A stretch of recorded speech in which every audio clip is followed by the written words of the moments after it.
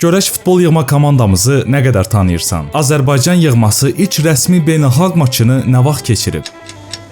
17 sentyabr 92-ci ildə. Millimizdə ən çox oyun keçirmiş futbolçu kimdir?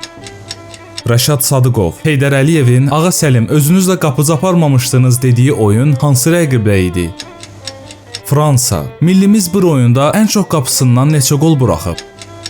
10 gol xoruzlara qarşı. Milli komandamızın ilk rəsmi zəfəri kimə qarşı olub? İsveçrə, millinin tarixində ən çox gol vuran futbolçu kimdir? Emin Mahmudov, Azərbaycan millisinin ilk rəsmi baş məşqçisi kim olub? Ələkbər Məmmədov, millimizin tarixində ən çox oyun keçirmiş qapıcımız kimdir? Kamran Ağayev, hazırda millinin kapitanı kimdir? Emin Mahmudov, son sual, milli komandamızın ilk golunu kim vurub? Cavabı şərhlərdə yaz.